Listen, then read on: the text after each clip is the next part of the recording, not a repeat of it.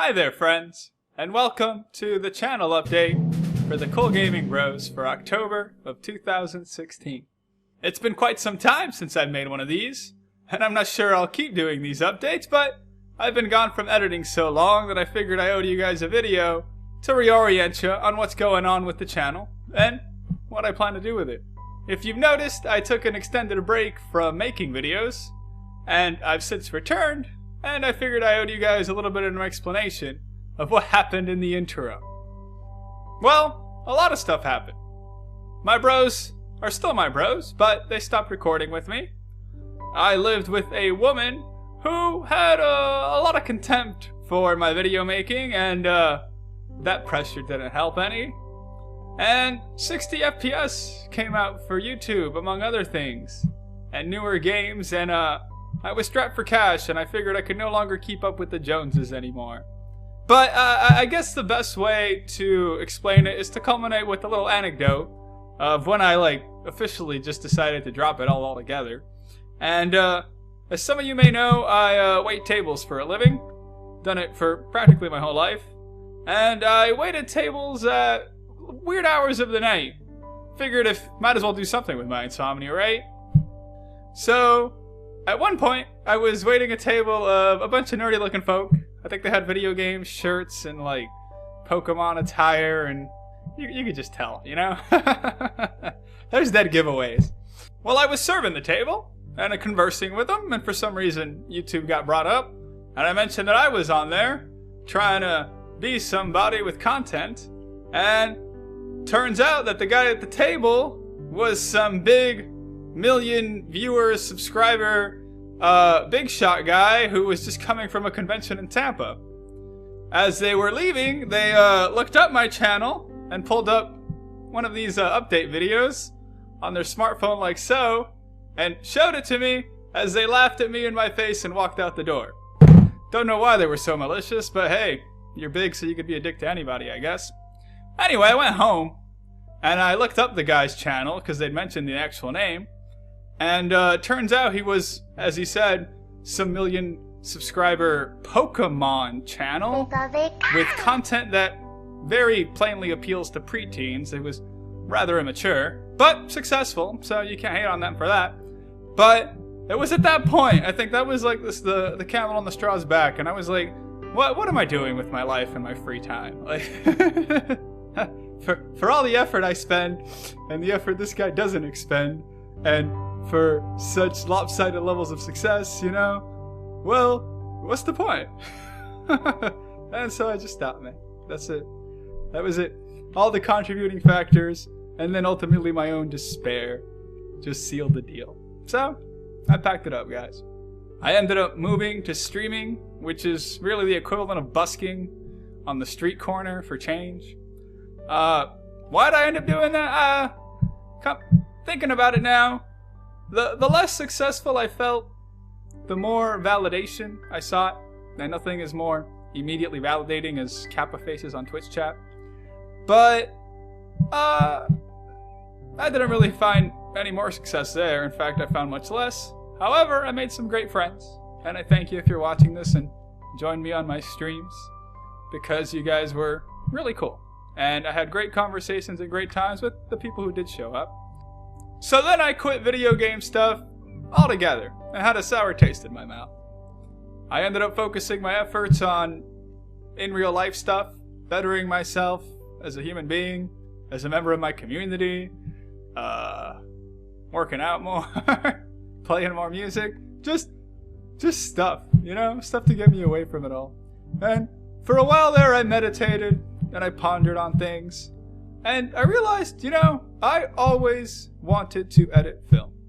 I like doing that. I genuinely find joy in it. And I think I can settle for making video game home movies. And so I thought about it more, and I realized, yeah, my bros didn't want to help me chase my dream, but they still want me to chase my dream. It's just that it's my dream and not theirs. And the lady who was with me, she loved me, but she was just frustrated that I despaired over nothing. And then I learned to believe in myself. Regardless of view counts or anything else, the content I produce should be satisfying for its own sake, making and creating good stuff is fulfilling just for the sake of creating. That's what I convinced myself, and that's a belief I hold even right now. So I went back to cutting up videos and just editing shit. And my philosophy, if you didn't know before, for making any of my Let's Plays, is cut all the boring shit.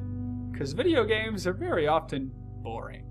They're monotonous, they're grindy, they're that way by nature, because they're a way to kill your time. And watching me play a video game is not the same as actually playing the video game.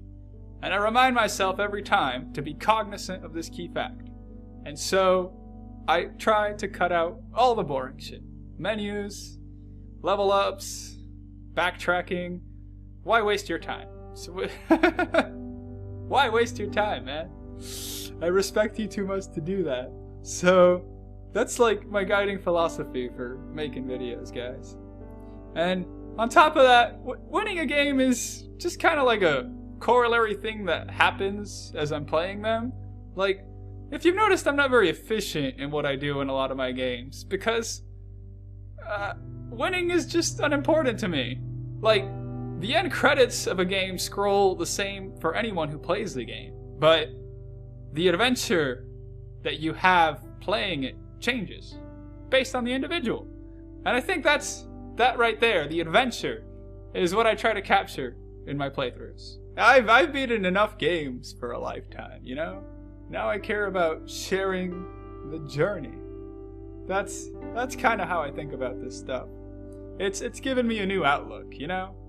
I no longer really care about what other YouTubers are doing.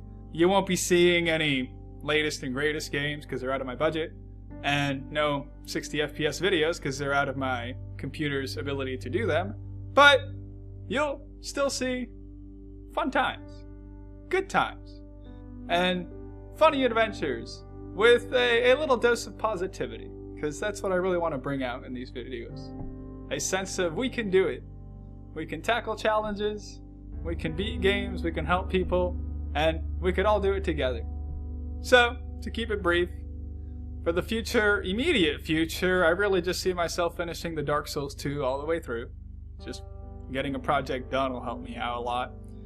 Then after that, I think I'm going to edit some of the streams I did that I still have saved on my hard drive. Particularly some games that I just really enjoyed. Last of Us and Shadow of the Colossus being two of them. And those videos have face cam, the quality isn't as good, there's chat up on the fucking screen, but I still think they're the core of the fun of the adventure, the idea there, the philosophy is, I can capture that in some of that content. So I'm going to be working on making that watchable. And after that, I'm not sure. I just kind of go by a whim on games. If you got some recommendations of just some really cool games, then, you know, throw them out there. I'll think about them. Maybe we'll end up playing them. I'm in no hurry. So yeah, we face some hardships, but none harder than our own perspective on things. Nothing really fundamentally changed, except how I looked at the stuff that's happening, or that happened to me. And, that made all the difference, you know? Sometimes it's that easy. So, I'm gonna end you guys with a musical recommendation, because I do love the musics.